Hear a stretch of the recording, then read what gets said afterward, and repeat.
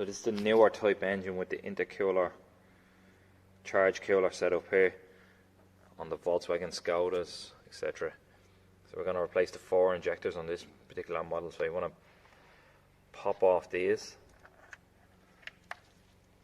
So they're quite difficult to get open.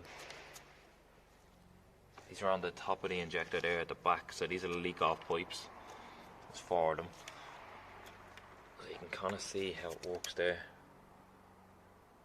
It's just a little clamp. So that's a closed. Obviously, I find it difficult to open with one hand, but you just pull them up. You can kind of see it there.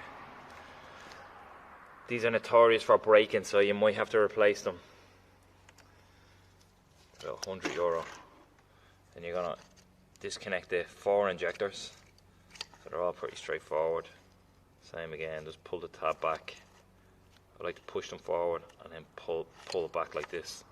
So once you have the 4 out there, pull them out of the way. There's a couple of little clips there that go onto the injector rail.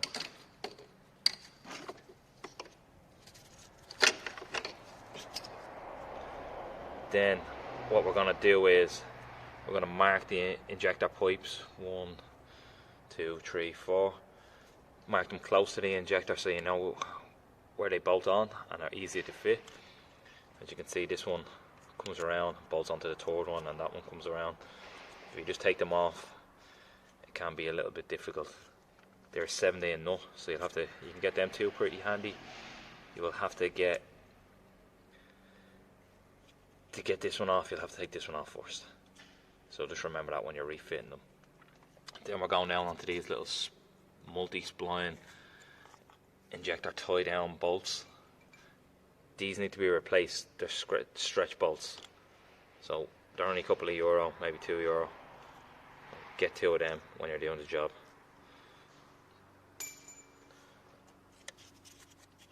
Once you have all these off, pretty straightforward.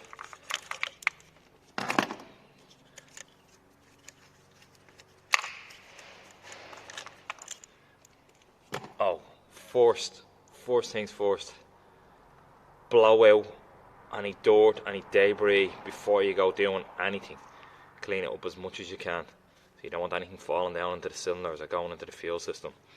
You might even want to block these off with like tape, something, even the end of a glove, anything like that. Once you have them up, the injector should just come out. These are not going to come out. Bear with us there, I'm going to have to use 2 hands and I'll show you how to do it.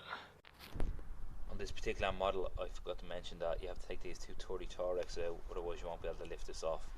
It's kind of obvious because you won't be able to pull this up. Pretty straightforward, you can just loosen that and I'll pull them. Just a little note on the injector return clips, they have to go up all the way. So if you get them about halfway, like this, they have to go all the way up, like that. Otherwise it'd be very difficult to wiggle them off, you potentially break them. So these 2 injectors, they're not too hard in. The older style had an actual nut there you could get on, like a 14. So this is the way I normally take them out is, this is a 15 socket just over the threads. We're not reusing these injectors, so we don't really have to worry about this. So you'd have to take a bit more care, maybe put some tape around it. So what we're going to do is we're going to wiggle it like this. Well, I lift at the same time. I'll try to do it with the camera.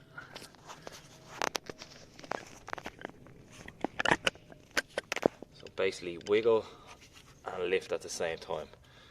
On really stuck injectors, I've put a pry bar underneath it and tried to pry it at the same time. So when you're wiggling the injector, this socket's a bit loose. Normally I use a 14. You can pry the 2 injectors up. So basically, you can just pull that one up because I had it up already. But if they're really stuck, use something like this, just a long extension with a 14 or a 15 socket. Put onto the threads and wiggle left and right. So with the 2 injectors out, we're not reusing them. Make sure the copper washers are on them. Otherwise you'll have to fish them out inside. We're only reusing this bracket. So we'll clean that up later.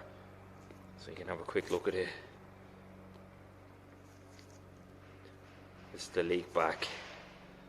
That's where the fuel in is. They can't be reconditioned apparently. On the vehicle itself, you're gonna have to get down there and clean. You can just see the residue. So the new copper washer can be clean, can make a good maintenance surface in there so it won't leak. So we're going to use this kit that I have to clean out the bores. These little parts go in to stop stuff falling into the cylinders, and then we have like a little brush we can put down with the drill and just clean it out. Just watch on this particular engine, these rings are known to leak as well. This is just a little bit diesel, these are dried previously, but inside there is the rocker cover. It's not a sealed unit all the way down. So you can see now that the injector bores and the seating area is nice and clean on both sides.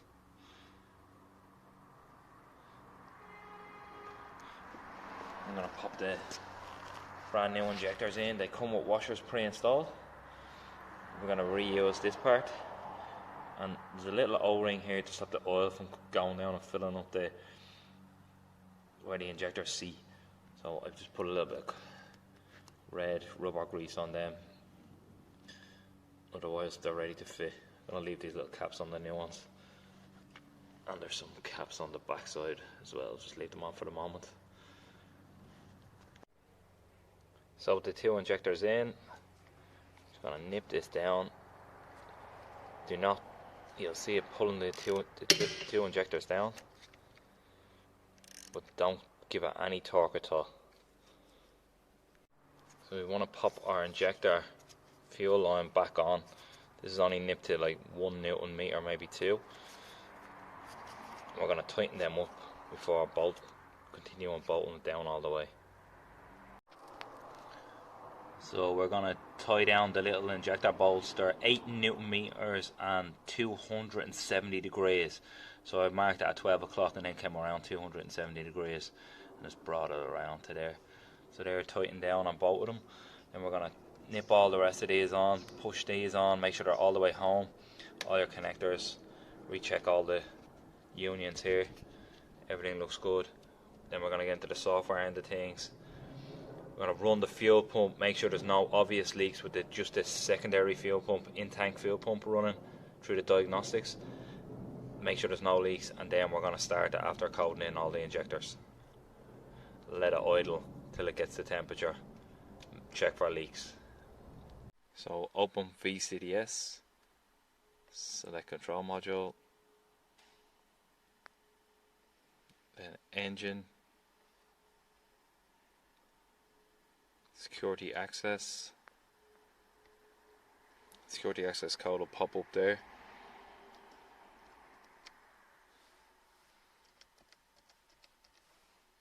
Just copy it in, make sure it's capital S. Security access completed or accepted. Then we're going to adaptation. On the drop down menu, pick which injector you want to do. We want to do number 4. Take a picture on your mobile phone or write down the code on the injector that corresponds to this one. It's normally the bottom 2 lines, and we're going to fill this in. So we've typed in the new code here, and you have to have it in capitals exactly the way it's printed on the injector. So then you just click do it. It will tell you it's going to replace them. Yes. You can read that yourself. Yes. Then it's going to read it again to see if it's changed. So you can now see the new code up there, P901. Go back, close controller. The injectors are calibrated now. So while you're still in the engine module, go to basic settings. Everything tightened up, yeah, and the Test transfer fuel pump. Could slightly be named different on a different model, but don't know whether you can hear that. That's the in-tank diesel pump pumping up the low pressure one, so that'll bleed out the injectors, so they won't have to run dry. They won't have to prime themselves. Leave it running for 30 seconds or so. We changed the fuel filter on this one, so we cleaned out the bowl, so I'm going to leave it running for a little bit longer. So go back out of controller and go back into engine, then go security access, type in the code, do it, then go basic settings. Sorry about this. Service regeneration of particle filter. It's telling you to push the brake and clutch pedal,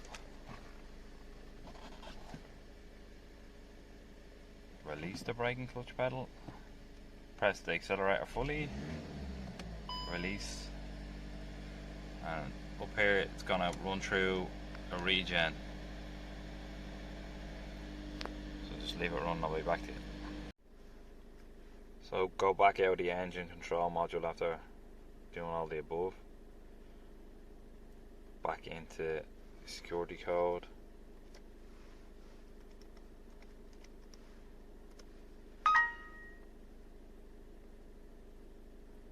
Basic settings.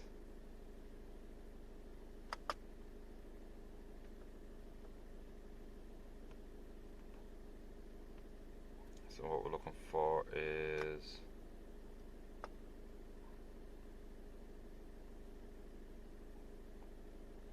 this one, adapting injector minimum deviation. Then we go, operate brake and clutch pedal. You're going to hold down the brake and hold down the clutch pedal.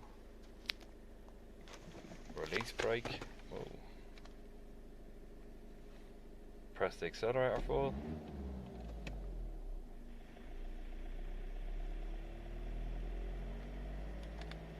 That's automatically doing that. So let that run its course there. You can hear the injectors have changed noise. I'll come back to you when it's done. So that took about half an hour, and then whatever the regen takes. So you could be here for a while. Easy book an hour and a half maybe on the from the DPF clean and this injector deviation part.